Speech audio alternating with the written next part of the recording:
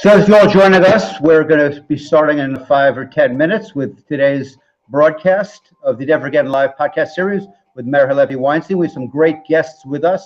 So bear with us as we get our mics and audio and our streaming up and going. Please don't leave, but start sharing this with your friends on Facebook, Instagram, YouTube, or join us on our website, which is israelnow.ca, for the live link to today's show. We'll be back with you momentarily.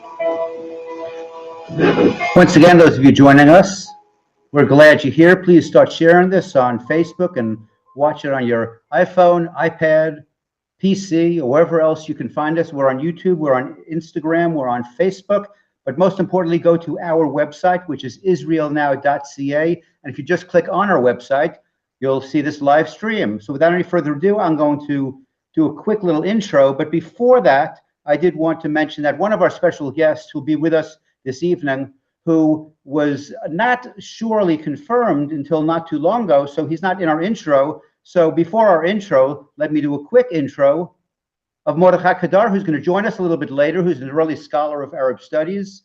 He has a 25-year career in IDF Military Intelligence, and we're honored to have him with us. Without any further ado, I'll do a quick intro, and then Meir HaLevi Weinstein will take over the show. Thanks for joining us. Please do share us right now with all your friends in any mode you have for watching us. Thanks. We'll see you soon.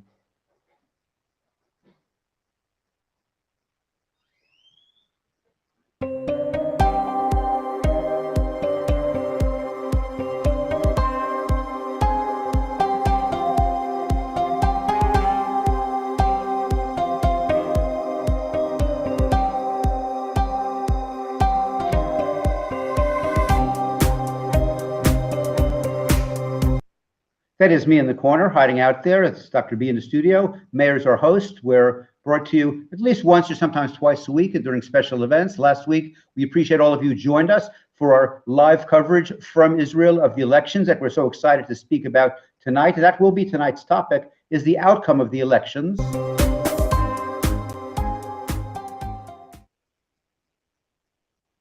In addition to Mordechai, we're going to have Barry Shaw with us, who's from the International Public Diplomacy. He's the director at the Israel Institute for Strategic Studies. He's the host of View from Israel, and he's written many books, which you could find at all good bookstores online. Do look for them. Just Google Barry Shaw books, and everything comes up, as well as his very impressive bio. Among his books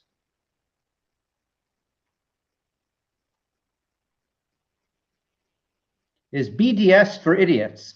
Basically, anybody involved in BDS is an idiot. So it's a perfect title for a perfect book from a scholar, Barry Shaw. Also joining us this evening is Meir JOLOVITZ, who's been with us, is almost a regular on the show. He's a Middle East analyst. He's a past national executive director of the Zionist Organization of America, as well as a past national chairman of the Jewish Defense League. We're always pleased and honored to have him with us as well. So tonight's topic, as we discussed, is basically a follow-up, is a sequel to last week. What does a right-wing Jewish government mean?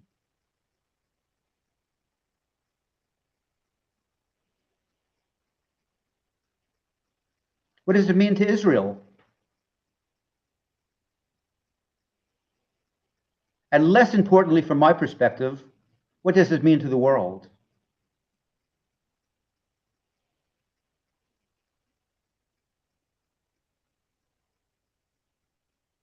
The issues to be discussed are those which basically catapulted the winners, Netanyahu and the right-wing group he's with, into the elections, are the pressing issues in Israel, which haven't really been appropriately addressed for years now. Of course, the Israel-Lebanon deal on maritime borders is controversial, basically making a deal with the devil, with Hezbollah, and there's a lot to discuss about that issue. Another issue for our participants tonight is the high cost of living. The economy of Israel is booming, it's bustling, it's incredible. Oil, high tech, it's amazing. Yet the standard of living, the cost of living in Israel is skyrocketing. And what can the new government do about this? And the issue that's always an issue in our state of Israel is certainly security.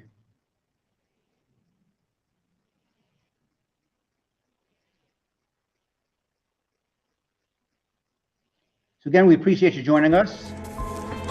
As Einstein said, the world is a dangerous place, not because of those who do evil, but because of those who look on and do nothing.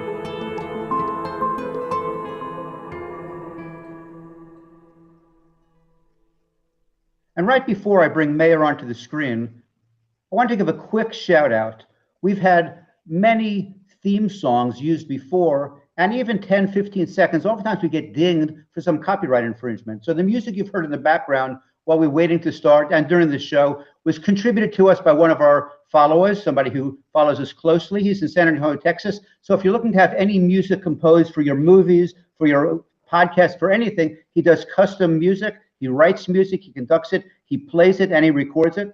So please give a shout out to Max Oliver at the Good Spirit Studios in San Antonio, Texas. You could find him at visitschmaxy.com. Again, he donated a variety of music for us to use without having to incur any cost to our show. So without any further ado, we're going to find Meir.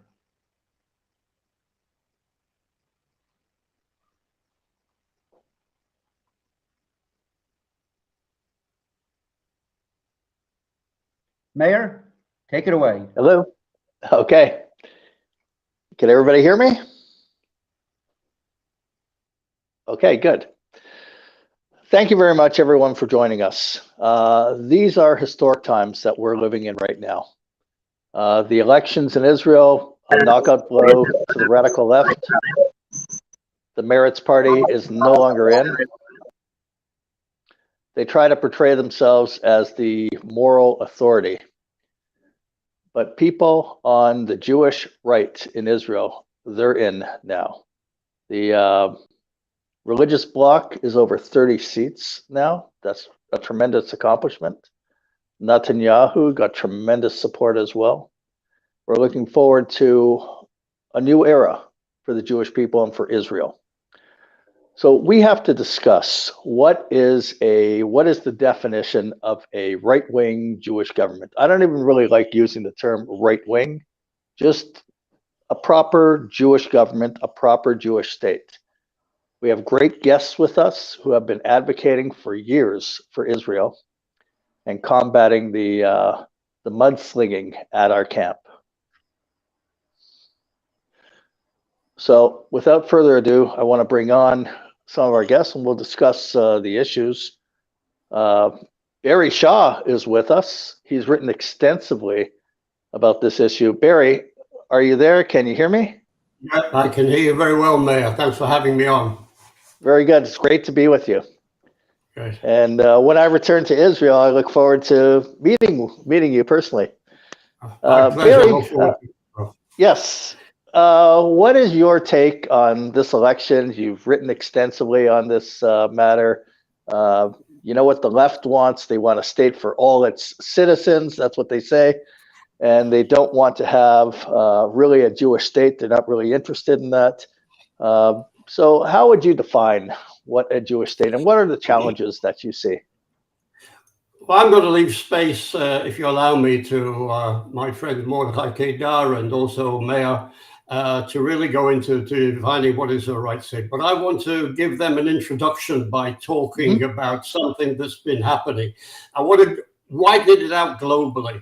And really, I want to use, Meir, the opportunity of being on your show to convert your viewers, the people who are watching us now, not just to soak in what we're going to tell them, but I want to convert them into the activists and advocates for Israel and use the material I hope we're going to give them.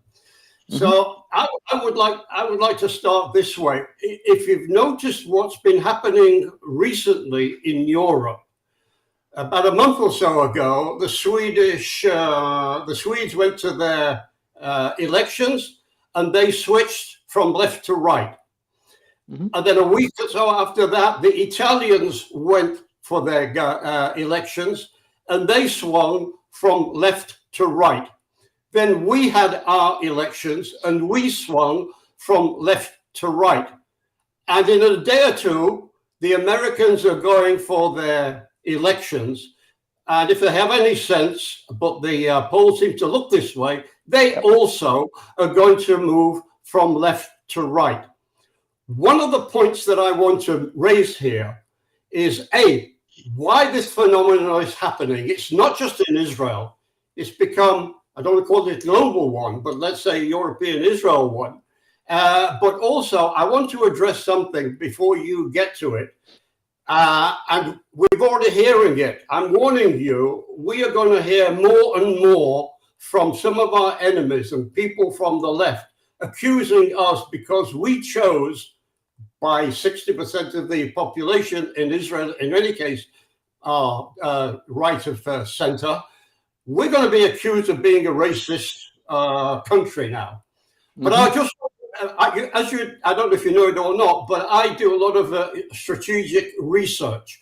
And prior to and after the Swedish election, I interviewed, and our videos on YouTube about it, both a candidate in one of the right-wing parties who happens to have been born in Israel, but is now a Swede, but also a political analyst. And I raised the question of why they had gone from left to right. And I think what you'll find there, and what you will find in Israel, is that when their social democrat leftist government, who had been in power for decades, had failed the Swedes so miserably and so dangerously, they accused the incoming Swedish Democrats of being Nazi because some of their past was connected with Germany prior to the Second World War or whatever.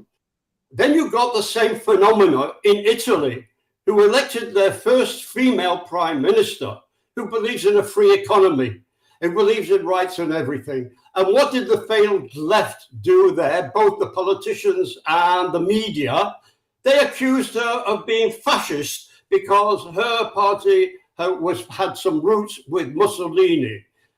What are we seeing in America right now? I saw, I'm sure you saw as well, the most disgraceful display I have ever seen from the President of the United States, who spoke to the American people with a backdrop which I can only describe as fascist, with its dark red menacing colors and two military officers there, and accuse anybody who is not going to vote Democrat of being, in his words, semi-fascist. So when you have a failing left wing and people, the population, go right, they are in every case accused of being racist, extremist, etc. We're going to get that in Israel as well. But I want your people to be aware we are not alone in that and shouldn't be afraid of it, because we can explain why. And the reason... Absolutely. And the reason why, they say, I'm coming on to one of your intro, why did we vote this way? Why did we vote this way? I want to tell you, I'm sure MORDECHI KEDAR will agree with me. Even days and weeks, days before the elections, I spoke to people and they didn't know who they would vote for or if they would vote at all. But when it came to the day of actually the election day, they voted, and they voted right. The election in Israel was a total disaster for the Labour Party, for instance, for merit. In other words, for the left wing, total disaster. Why did they vote right? For reasons that was mentioned in your intro, but I'll go into slightly more details here. Security was mentioned. Correct. Israel voted for security on two fronts: economic security, because under the past government, Israelis are finding it increasingly more difficult to pay their bills at the end of the day. Young couples are finding it impossible to buy housing. And people don't know if they will have, if this continues, any money left over, or if they're going to get into debt. That's economic security. But also, the big factor is physical security. Now, I'm going to play a game here a little bit, May, if you allowed me, with your viewers. I want to ask your viewers if you know how many terror attacks there have been in Israel against Israelis in the last year. The last year alone. I don't know if your listeners or viewers can start typing in answers, but the usual answer I get from people are maybe 60 or 70 in a year. Some may venture 100, 120 terror attacks in a year. I'm going to tell you and your viewers how many terror attacks there have been in Israel in the last year. Try over 2,200 terror attacks. That's not a mistake. I didn't say 220. I said 2,200 terror attacks. Don't believe me? go to the Ministry of Foreign Affairs and look it up. All of these terror attacks were perpetrated by Arabs, either Arabs who call themselves Palestinian or Israeli Arabs. And viewers, if you want to know this, this is not racist to tell you the facts and the reasons that Israelis are living in fear. And this is the reason that's doing it. It's the economic security, but also the physical security. And the voters went to vote for parties that will keep them safe. And the ones that really spoke up about this were not the Benny Gantz or the Yair Lapids or the Labour Party or Meretz. It was people, for instance, like Ben Gvir and Smotrich, not even Bibi himself, but we were the main one. And what the Israelis want more than anything is to stay alive. Now, if that makes us a racist, we'll be racist. But you can trigger us fear, you can demonize us as you've been doing for so many years. But it doesn't make any difference. We want to stay alive. Absolutely. Absolutely. Well put. 100%. Maybe Mordechai Kedar could join in and add some perspective as well to this conversation. Mordechai, can you hear us all right? Yes, I can hear you. Do you hear me? Yes, great to have you on. Mordechai, how do you see the situation right now and the challenge that we have in front of us? First of all, let me start with a little joke. The struggle in Israel, in France, in Italy, I believe in Canada as well, in the United States, of course, it's not between right and left.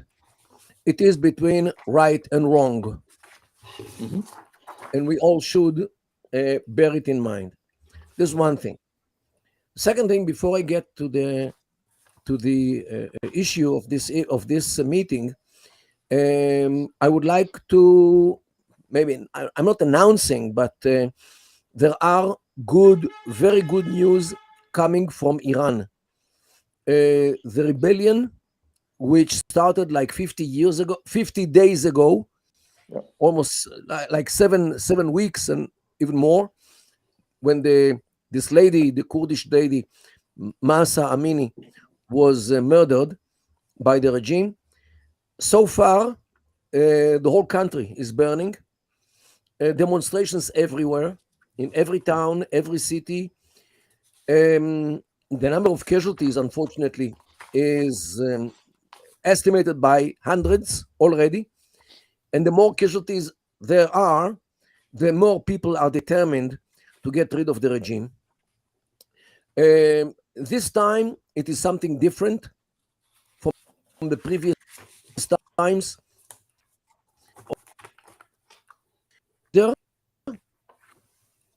It's sector started with many others, and now the new demand is to dismantle Iran to ethnic states. After all, the Persians are a minority, and there are many ethnic minorities, and many of them today demand freedom. There are clashes between units of the army and the Revolutionary Guard. Officers and soldiers are defecting from the service because they don't want to take part in oppressing their brethren. The world actually is behind this rebellion, unlike previous times.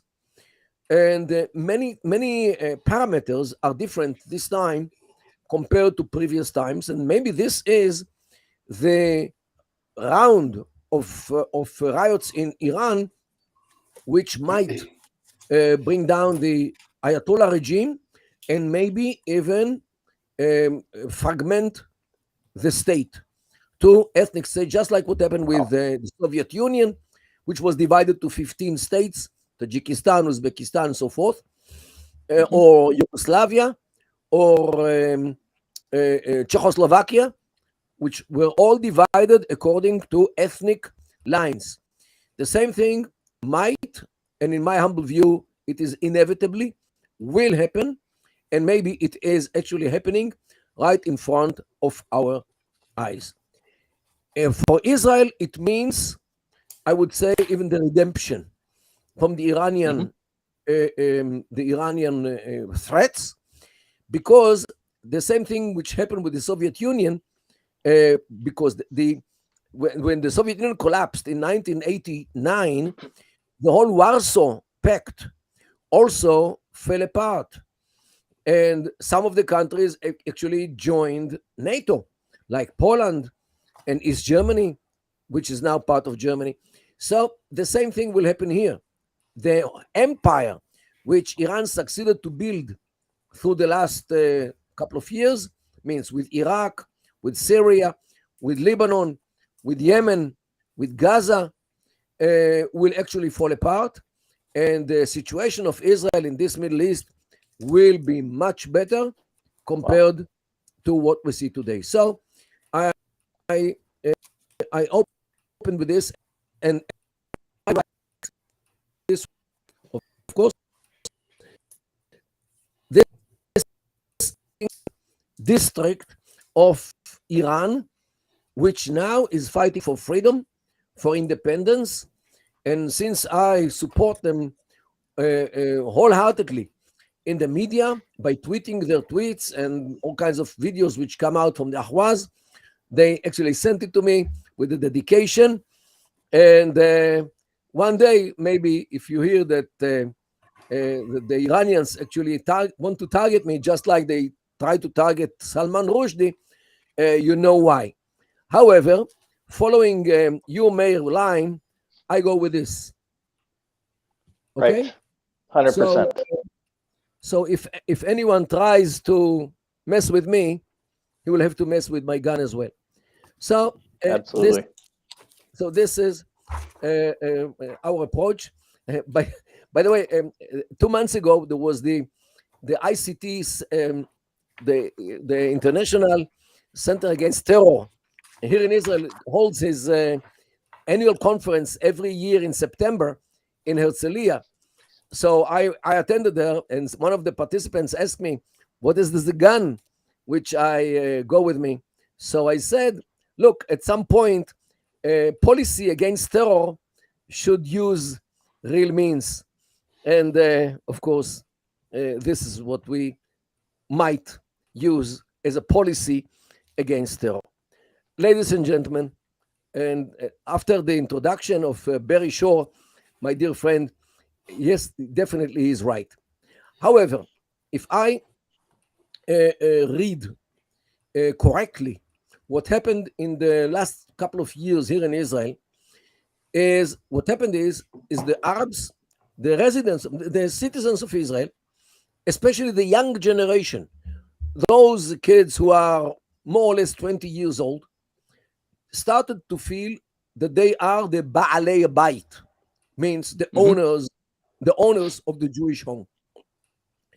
I actually described it in a whole article which I analyzed their behavior in the public sphere, in buses, in the trains, in the street, in the marketplace, wherever they go. They project the feeling that they own the place. It's unprecedented. I remember the Arab youngsters going around, with the recheretz, with respect. Recently, I would say about 2-3 years, they actually lost this respect, and they relate to us Jews started to relate to us as people who are temporarily here, weak, frightened, and all they need is to unite and to give us a big hit, and we'll all run away. This is the impression which I had from these the behavior of these people in the market, in the public sphere, and I wrote a whole article about this.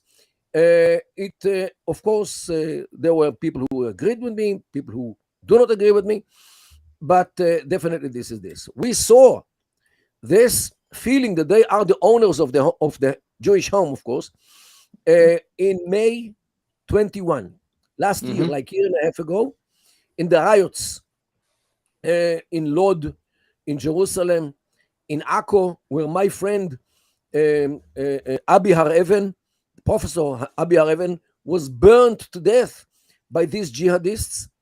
And we saw them also in Jaffa, in Yafo. We saw them in many places. And I think that this actually was the game changer, or the point where the Israeli population or the Israeli people understood what these people want. They want to take the place and to kick us all out. And this actually, Itamar Ben-Gvir, who was formerly, like 30 years ago, associated with Rabbi Kahane, his slogan was, Mikan Ba'al Habayit. Who is the owner of the home here? And this actually played on the right string in the feelings of many Israelis. And this is why he became so popular in the public sphere here in Israel, to a degree that he actually tripled the number of his party compared to the previous rounds. And this is actually what pushed many Israelis to vote for Ben-Gvir. However, having said that, I have to mention something else which added to the feeling of the place that actually the Jews are losing the place. As you all know, Israel defines itself as a Jewish and democratic state. Mm-hmm. During the last, I would say, 30 years, since Aaron Barak became the president of the Supreme Court, actually the head of the judicial system, he introduced an agenda which says that Israel is not a Jewish and democratic, it is democratic and maybe Jewish as well. Means that Israel is, first of all, should be democratic at any price, and if it remains also Jewish, let it be. But the main issue here is to be democratic. And here I must say that here in Israel we have an institute, the Israel Institute of Democracy. This NGO produces ultra-leftist, ultra-liberal papers, and in recent years they started to push an agenda saying that the Israeli democracy is only a formal democracy and it's not substantial democracy. Why? Because it is a democracy while the state belongs to the Jewish people, when 20% of the population, more or less, are not Jewish. So it cannot be a real democracy, because democracy, or real democracy, substantial democracy, is based on two elements. One element is equality, total equality between persons as it is now, but also between groups. If the state belongs to the Jewish people and the flag has a Magen David, the David star on it, and the national anthem talks about Kol Od Balev Penim Nefesh Yehudi Homiya, talks about the Jewish soul, this is not a substantial democracy because it's not equality. Because 20% of the population cannot identify with the flag and with the national anthem. They cannot identify with the official holidays of the state because these are Jewish. They cannot identify with a weekly day of vacation, which is Shabbat. For them, it's Friday for the Muslims. And therefore, Israel should turn from formal democracy to substantial democracy, where everything will be totally equal, even on the communal level or the national or the ethnic level. Means the state should cease to be a state of the Jewish people and become a state of all its citizens and all its groups. In my humble view, what they mean, that the Israeli flag should have a crescent on it, which will represent the Muslim minority, and a cross on it, because we have tradition here as well, and maybe another sign of the Druze. The national anthem should be different, and the basic law, Israel, the nation state of the Jewish people, should be cancelled. This law, which was done by the Knesset 4 years ago, should be cancelled, because Israel should not be the homeland only of the Jewish people, but the homeland of all its citizens, Jews, Arab, Muslims, equally, even on the communal level. This is one element of equality, of substantial democracy. The other element, or the other component of substantial democracy, is a watchdog which will watch the state to make sure that nobody will try to revert or try to change the substantial democracy. Means the Supreme Court, which proved its agenda, which definitely leads to substantial democracy, and this body, means the judicial system, should be above the Knesset, above the government, in order to make sure that the Knesset does not make any law which will negate the fact that the state should be a substantial democracy. These are the two major elements of substantial democracy. Now, this idea started to be marketed in the Israeli marketplace, or marketplace of ideas. The Arabs, the Arab parties, talk about this day and night. They want substantial democracy, that the state will not be Jewish at all, because there are Arab parties.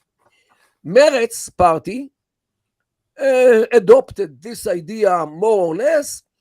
It should be definitely substantial democracy, and if there is some Jewish element, let it be, as long as nobody sees it. The Labour Party, more to the right, from the far left or the extreme left, for them, it's okay. Of course, substantial democracy, and of course there should be a public transportation during Shabbat, because we don't need Shabbat anymore. If people want to keep Shabbat, let them do it in a private place, and let it be. Yesh Atid of Lapid maybe could also tolerate some elements of Judaism. Of course, he hates Judaism just like his father. Gantz could have some more, let's say, Jewish elements, couldn't care less. But from the Likud to the right, they want, first of all, that the state should remain to be Jewish place, and it should be democratic, well, not substantial, formal democracy as it is until today. And the more you go to the right, the parties like then the Smotrich and Ben-Gvir want definitely Jewish state, and let it be democracy as well if possible. And the Haredim, the ultra-Orthodox, they really care about the Jewish nature of the country, while they couldn't care less about democracy at all. So here you have the marketplace of ideas here in Israel, from democracy high on the left, this is my left, and Jewishness nothing in the Arab parties, all the way to Jewishness very high with the Haredim and ultra-Orthodox, and democracy in the lowest. And this is actually the two paradigms which interplay with each other, and this is actually what these elections were about. Will this country continue to be the Jewish homeland, the state of the Jewish people, and as much as possible to be a democracy, especially on the personal level, not on the communal and the ethnic level, while those leftists, liberals, name it, or I would say postmodern ideas, were in favor of full democracy, substantial democracy, while Jewish issues should be in the margin, if at all. And substantially, this was the elections about. Now, Mordechai, let me bring on Mayor JOLOVITZ as well, and we'll all get into this. Mayor, can you first off, Mayor JOLOVITZ, can you hear us? I can. Thank you. Okay, perfect. Mayor, you know, Israel is surrounded by Arab and Muslim countries that they are monarchies. They are nothing like democracies. They limit who could be a citizen. They are theocracies. And then there's Israel, and they object to Israel being a Jewish state. Mayor, go ahead. Give your explanation. Where are we? First of all, it's a pleasure to be to share some time with Professor Kedar and Barry Shaw, two people who I've long admired. We live in a world where there's an abundance of stupidity. It was Saul Bellow who said that a great deal of intelligence can be invested in ignorance. And that's true for half of the game. The other side of the coin is that those opponents of Israel, those adversaries, the naysayers, these are people who aren't necessarily ignorant. It's our side that's ignorant. They know exactly what they're doing. They have an agenda. They know exactly what they're doing. It's the Jewish response to what the rest of the world does and thinks and plans that troubles me the most. I've often given lectures, which I do quite frequently, and I always find the occasion to somehow mention, when speaking about Jews, particularly American Jews, but certainly it includes Israeli Jews, that there is the myth of Jewish intelligence. It's truly the myth of Jewish intelligence. When you watch what we do, the reaction. Now, just a comment about the election that we just had on November 1st. While others, supporters, strong Zionist supporters of the outcome, are thrilled and elated at the fact that we had the results that we had, my perspective is somewhat different. I am indeed elated, but my elation, I think, has as much to do with the fact that we defeated the other side, the Lapid-Gantz Mansour Abbas alliance, than the fact that we had won.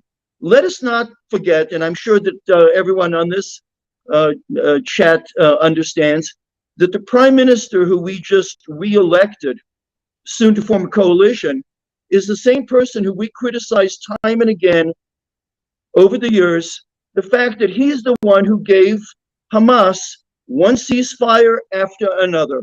And we all know to whose advantage the ceasefires, the subsequent rearming, they don't suit Israel's interest.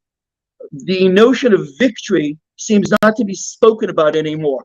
Rather, we look for the absence of peace. When speaking about the Israeli elections, everything, especially in the United States, and I have a couple of comments that I'll make about American Jews, who we know are certainly not the supporters of Israel that we pretend that they are. Not only by virtue of the fact that they vote for all the politicians in America, quite often, certainly to the degree of 75%, who are not pro-Israel, but the fact that they're silent when this assault against Israel is directed against the Jewish state, in diplomacy, at the United Nations, in the media, by academia, at conferences and such. They are quiet. It is the solution to the peace in the Middle East, and if we have time, we'll throw in the two-state delusion. The solution for peace in the Middle East is that same old formula, which is pushed by the American State Department and which finds too much capitulation in the Israeli side, is that the Israelis give and the Arabs take. That seems to be the formula. But I want to throw in something, because I know time is short. When people talk about Itamar Ben-Gvir and Smotrich, who seem to be the real victors, and to a lesser degree, one could even say Shas, that they were the victors of this November 1st election.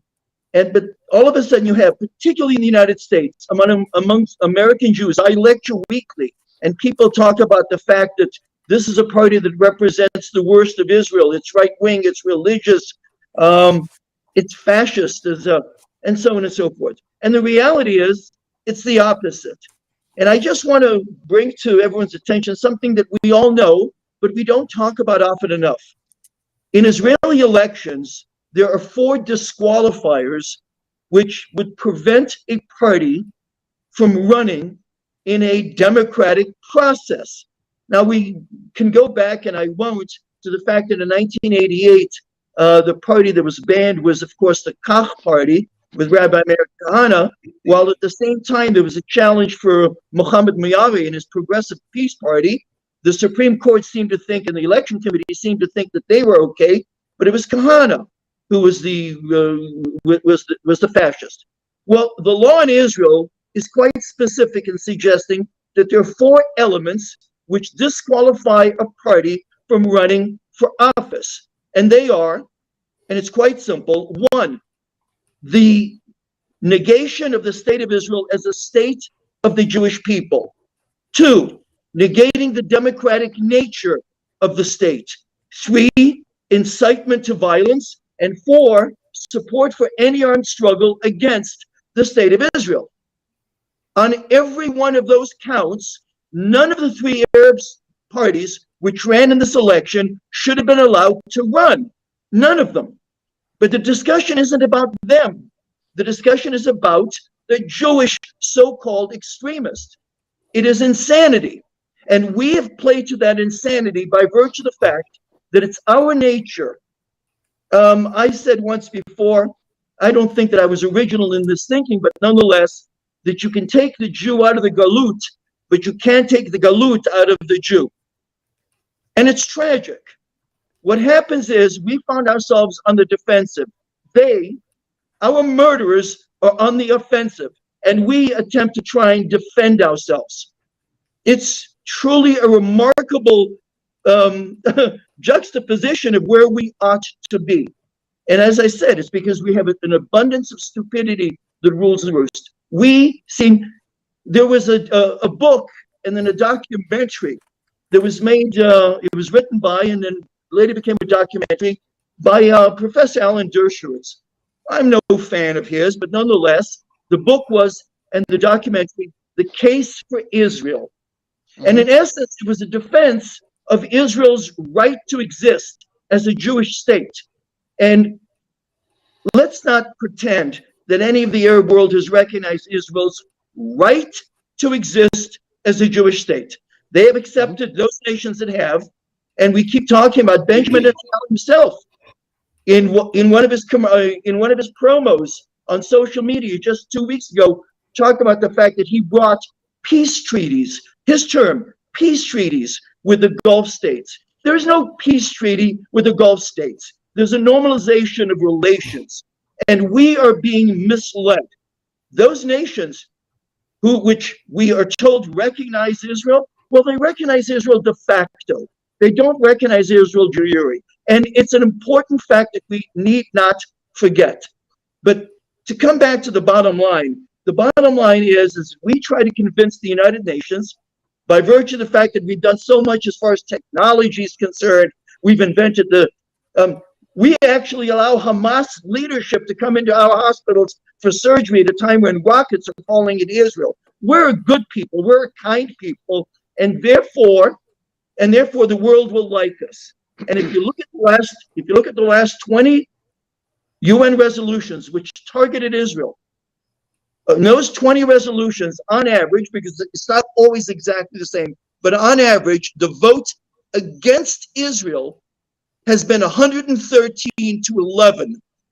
113 to 11. And the only reason we have 11 is because we've got countries like Micronesia voting always on our behalf. And we have, of course, others that abstain. And so when we pretend that the Western world somehow finds favor in a Jewish state, which is democratic, which allows the Arabs more freedoms than they have in place, we are lying. It was Eric Hoffer who said, we lie the loudest when we lie to ourselves. And that is exactly what we do. And we need to wake up. Allow me this just very quickly. I'm just going to read 2 or 3 sentences. There was a piece that appeared in the Times of Israel yesterday, November 5th. It was under the headline, For some Americans living in Israel, this week's elections conjure 2016 deja vu. And what it was about was the fact that these American Jews who've made Aliyah, and you would think that making Aliyah would already put them at a certain part of the political perspective, but no. And they talk about the fact that where fascism had found its way to America by virtue of a Trump election, they are now troubled that Ben-Gvir and Smotrich, having received the votes that they received, might conjure the same fear. And let me just read you something which is really troubling. Okay, I'm reading just very piecemeal, a couple of sentences. Okay, the mother said, okay, her hope, the mother, is tempered by having seen what's happened in the United States over the last 6 years. My initial reaction is, oh, this neo-fascist rhetoric, it feels now so familiar. And then it goes on to say that they're wondering whether or not their daughter should be allowed to be inducted into the IDF for fear that this is a country that's heading in the wrong direction. Here's the good one. The father, Ari Hoffman, said he was proud of his daughter for having chosen to go to the IDF, but concerned, listen to this, that provocations by Ben-Gvir and his followers who have fueled conflicts in the past could put her and others at risk. If, God forbid, one of my children got hurt because of something that Ben-Gvir does, is it worth my child's blood? Are you kidding me?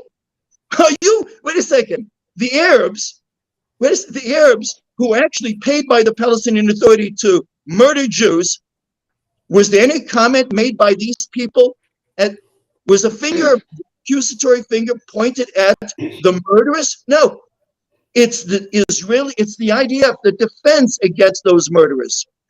And I will say this, that the only lesson of history, I've said this before when I've appeared on this podcast, the only lesson of history is that there are no lessons to be drawn from history. When I mentioned the case for Israel, that there needed to be a book and a documentary made for the case of Israel, I just want to close by saying this.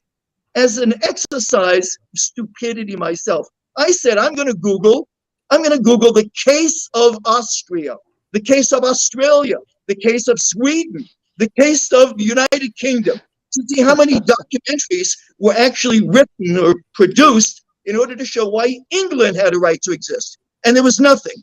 And I realized, well, these are democratic Western nations. So I went and I Googled the case for Zimbabwe, the case for Cuba, the case for Vietnam, the case for North Korea, and there was nothing. And the reason there was nothing is that these nations have enough pride in themselves, however evil they might be, in order not to have to bow down before the world and the United Nations and explain, petition the world.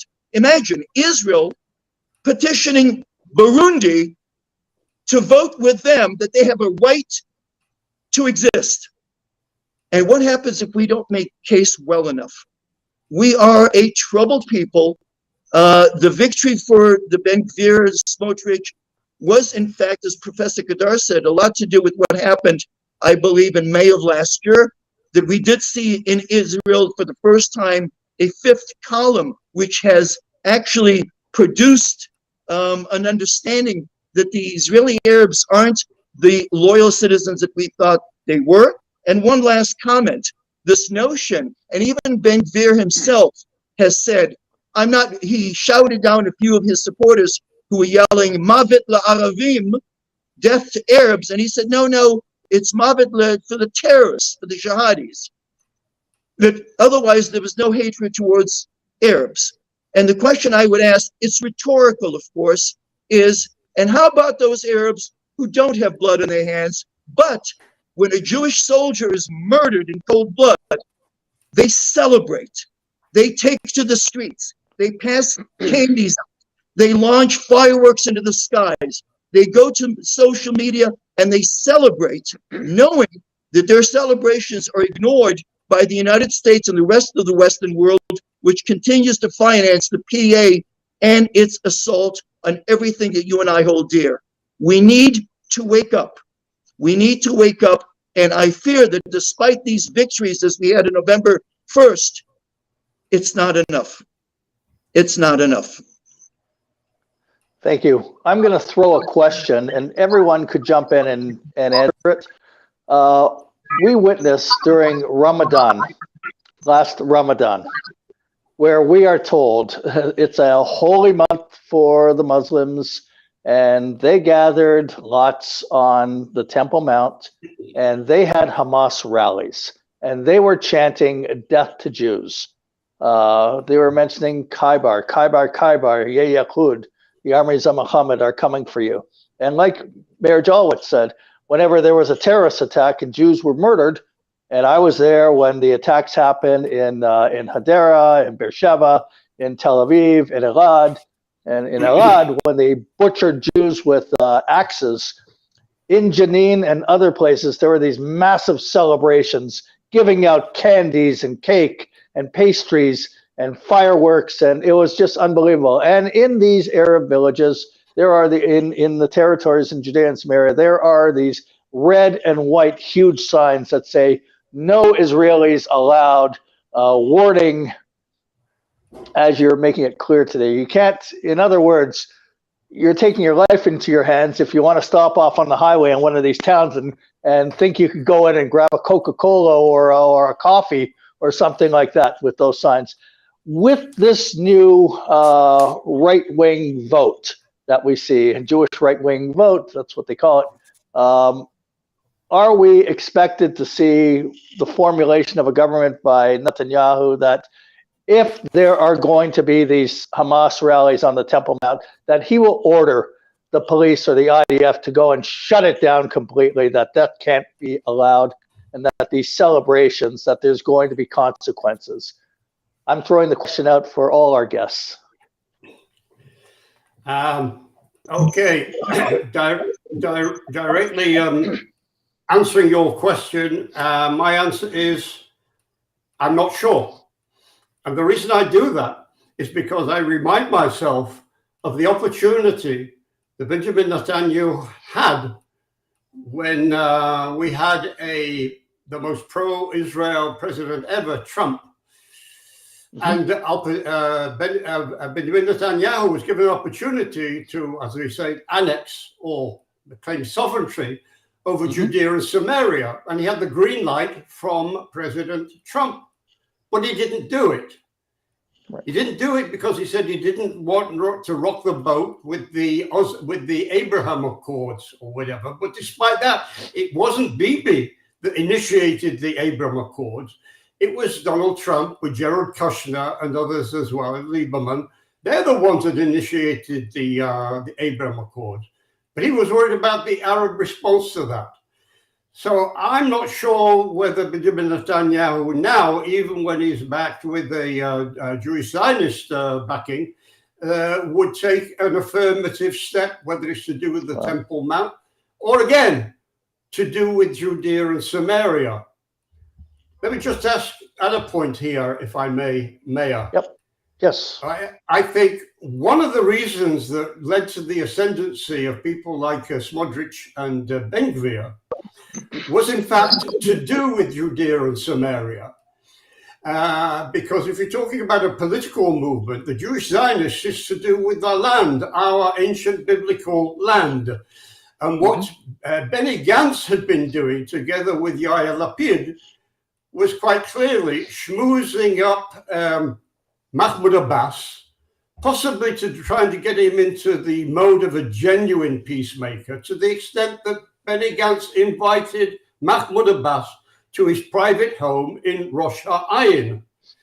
Shortly after that, we heard that Benny Gantz had made an agreement to come to the Knesset with Mahmoud Abbas to give him tens of thousands of dunham in Area C, I'll come to that in a minute, so that Mahmoud Abbas and the Palestinian Authority could build 4,000 homes for Palestinian Arabs in Area C, on the road between Jerusalem and Ma'ale Adumim. That would effectively cut off Ma'ale Adumim from Jerusalem.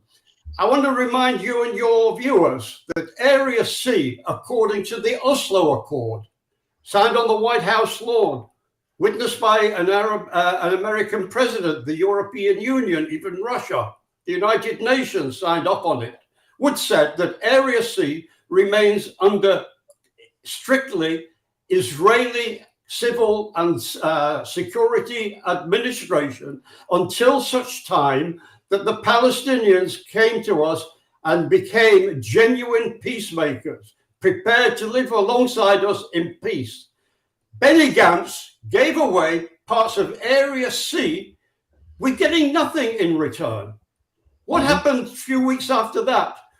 We saw Yair Lapid speaking at the podium of the United Nations, calling for a peaceful two-state solution.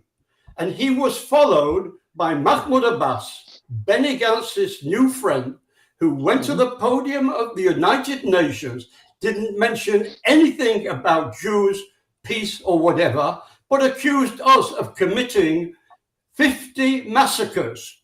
That was mild by Holocaust. Mahmoud Abbas, because Mahmoud Abbas, just a few weeks before, had gone to Germany and talked in front of, embarrassingly, the German Chancellor by talking about us giving the Palestinian 50 Holocausts. This is the person that both Yair Lapid and Benny Gantz were bound down to, and giving them freebies of land on our sovereign territory, with getting not only nothing in return, but getting, quite frankly, both of them, a slap in the face. I think this new Israeli government have to rescind the Benny Gantz decision. I didn't come into the Knesset, and say they're getting nothing until they commit to their commitments of the Oslo Accords. We've waited there, we'll wait 50 years, we'll wait another 50 years, until and unless that happens, that land remains Israel's sovereign territory. Right. Mordechai, give us your perspective. Well, first of all, I think that the Knesset should have a law which will put the Supreme Court in its place as a court and not as a supreme manager of the whole country. Because everything which Barry talks about actually could be rescinded by the Supreme Court, can be cancelled by the Supreme Court. Any decision of the government which the Supreme Court doesn't like, the Supreme Court can change it. Therefore, the beginning of the correction of the direction of the State of Israel should start with the right legislation, which will, I would say, put the Supreme Court back to its status parallel to the Knesset and the government as it is in every democracy in the world. Because right now, for years already, it is above the Knesset. It allows itself to cancel laws, even basic laws, which are in the status of constitution. They allow themselves to do whatever they like, although there is no law which allows them to behave in such a way. Yet, they took this authority to themselves. They created this authority for themselves. The Knesset should start with legislation which will put the court back into its status as a court and not as a supreme manager of the state. Everything can be changed after this, because this way the Knesset, as the sovereign elected body of the country, can behave without the fear that the Supreme Court will cancel its decisions and laws. And this should be the first step in the new government and the new Knesset. Meir, jump in here. Give us your read on this. There is a war going on that most Israelis don't realize is being fought. It's the battleground. It's a war of ideas. And it's a war that we're losing. And to a certain degree, it's a war that we've already lost. I've been lecturing in Middle East affairs now for 45 years. And they used to talk about this somewhat tepid Middle East conflict. Now, the Middle East conflict should have been more properly defined as the Arab war against Israel, or if you want to include the Islamic Republic of Iran, the Muslim war against the Jews. But instead, our side has capitulated to the redefinition of the conflict as the Israel Israel-Palestinian conflict. All the Jewish organizations in America, with perhaps an exception of the ZOA, which talks about the conflict. AIPAC, Israel's strongest lobby group, we're told, talks about the talks about the Israeli-Palestinian conflict and support, a mistake that Bibi Netanyahu made in 2009 at Bar-Ilan University, talks about the feasibility of a two-state solution, 2 states for 2 people. It's insanity, and yet it is the order of the day. The two-state solution, some people tell us, well, it's dead. Well, it's dead as far as its implementation, but it's not dead as far as the fact that it's being used by the other side to beat Israel with. We have the two-state solution presupposes the creation of Palestine. Where would Palestine be? Palestine would be a confederation, some kind of confederation of Gaza and Judea and Samaria, the West Bank. Okay, never mind. And so the question is asked is, you'll have Israel and Palestine. You'll have Israel and Palestine, and you have Palestine being run by a Palestinian Authority, which is nothing more than the cosmetics of a PLO, which basically has as part of its budget. This is This is something which is known to all. Part of its budget 2 years ago, it was $305 million that was actually set aside for the pay for slave. And yet the Western world and elements in Israel, those elements that are now going into opposition when the new coalition is formed, actually are not troubled by the fact that Israel's peace partner actually has a budgeted item which pays for the murder of Jews. I know time is short, so I'll finish by saying this. As modern men, people were part of Western civilization, modern civilization, and we talk about the virtues which define modern civilization, why we're better than previous generations, centuries, and such. And when one talks about the virtues of modern man, those virtues are goodness, their kindness, decency, I don't know if I mentioned generosity. These are the virtues of which are common, we're told, to a civilized modern man. Well, there's one virtue which is more important than all of them, and it's one that is sometimes found wanting today. And that virtue is courage. It's courage. And the voices that you hear today and the opinions that are expressed, we are, and let's not pretend otherwise, never mind that we're sane and they aren't, we are a minority of a minority. And that is quite troubling. Absolutely, well put. Listen, we've been on for a while. We're obviously going to have to move forward and have more shows to explain even more. I want to throw it out that there's a number of Jewish advocates out there, some who are with a group Stand With Us, other advocates that have quite a following on social media, have been advocating for Israel. Some of these individuals right now are condemning the results of the election. And that's very troubling that we hear that. So what we have to do, we have to get the truth out. We have to get the facts out. And again, we have to, it's amazing, we have to explain what a Jewish state is, that a segment of Jews that don't want that. But that is our job, to get the truth out and to reach the Jews, because Israel has to be a strong, viable Jewish state. And previous governments that we saw in the last government, the Bennett coalition government, what a failure. PLO flags being waved on campuses throughout Israel, terrorism running rampant, celebrations like I've never ever seen before, Hamas rallies day after day after day on Har HaBayit, calling for the murder of Jews. There's got to be a change, and we have to step up to the plate and explain and speak out as much as we can. Use whatever social media platforms are available to us. Talk to fellow Jews, explain it. That's what we have to do. I want to thank everyone for joining us today.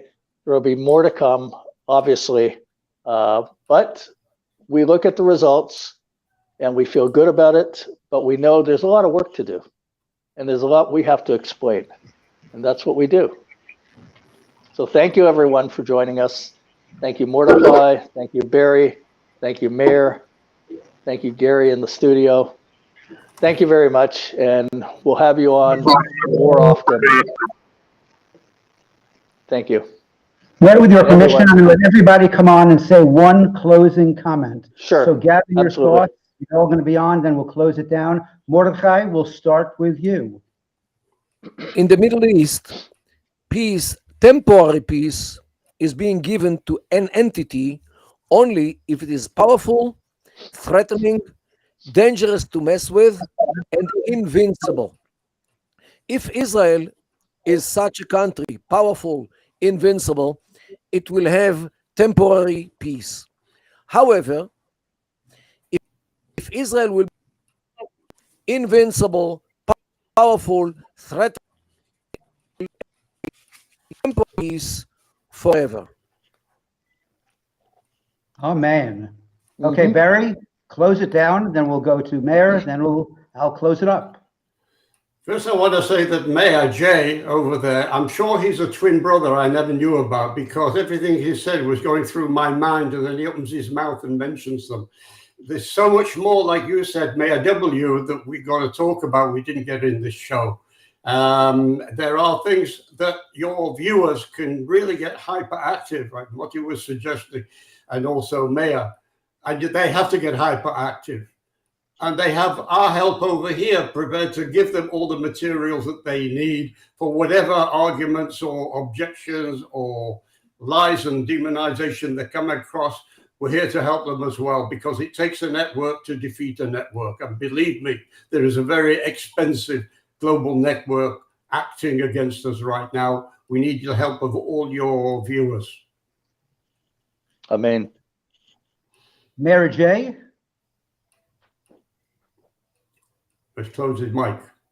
Two people, Barry Shaw and Professor Kedar, who I have admired for some time, and it was indeed a pleasure. I seem to be everyone seems to think I'm a pessimist, and I try to explain to them that on this line between optimism and pessimism, there really is that middle ground.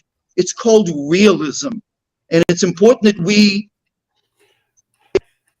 pessimism sounds like we're pessimistic. Well, it's real. I'm going to quote as I leave, and I thank you for the time, Konrad Adenauer, former West German chancellor. I began by saying that there's an abundance of stupidity in this world. It was Konrad Adenauer who said that in view of the fact that God limited the intelligence of man, it seems unfair that he didn't also limit man's stupidity. And that's it. That's my piece. Once again, it was a pleasure. We cannot remain bystanders, notwithstanding the fact that we are the minority. Thank you all for joining us. Mayor, thanks for the show. I'm going to do a quick little two-minute commentary on terrorism and how our new government, hopefully and confidently, will take care of it. And then we'll play Hatikva and close it down. Everybody, thank you for joining us. Thank you. Thank you.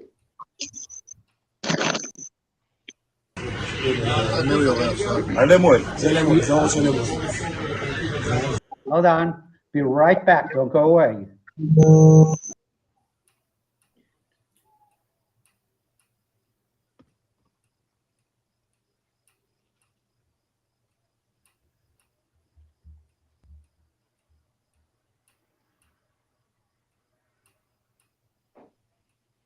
We'll call this Vigilance and Karma, just to close down. We'd like to thank Clint Eastwood for being a Zionist and being so supportive of our Jewish state. And he basically said, I'm going to exploit Israel. Go ahead. Make my day.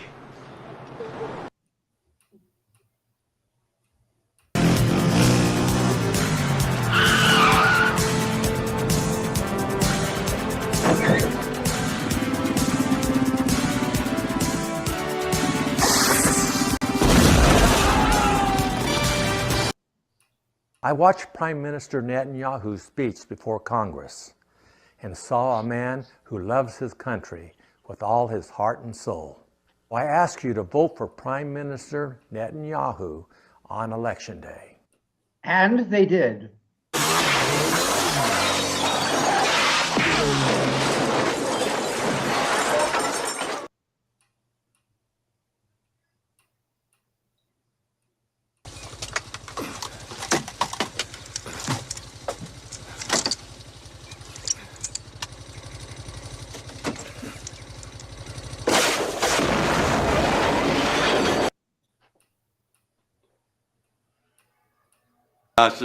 We've been looking forward to this. Thanks for all that support. Oh, believe me, you'll always have my support.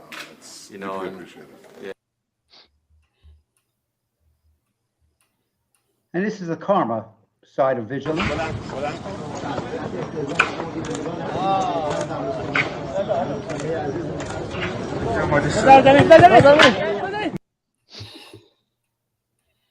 So what do you do when there's a fire?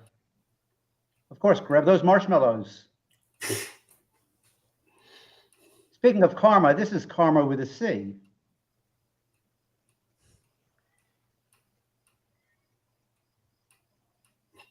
We've already done the marshmallows.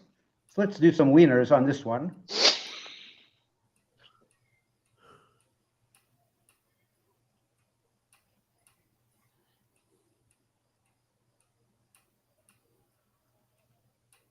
Anyway, we'll close it down now with Hatikva. Thanks again, everybody, for joining us, and please do share us. This video will be available on our YouTube, Facebook, as well as on our website, and all past episodes are available at israelnow.ca. So please do join us, and we're going to now close it down with Hatikva.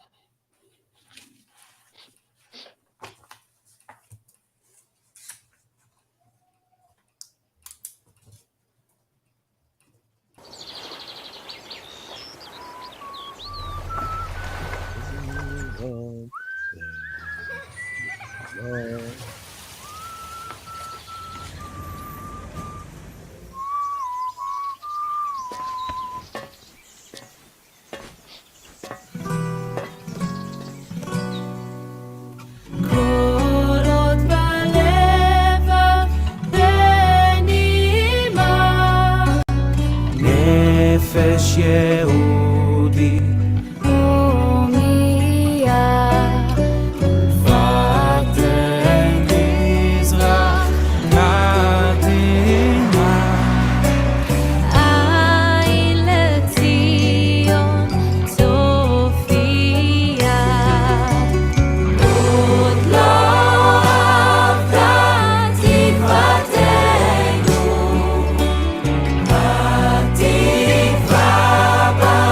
שנות אלפיים להיות עם חופשי בארצנו ארץ ציון ירושלים להיות עם חופשי בארצנו ארץ ציון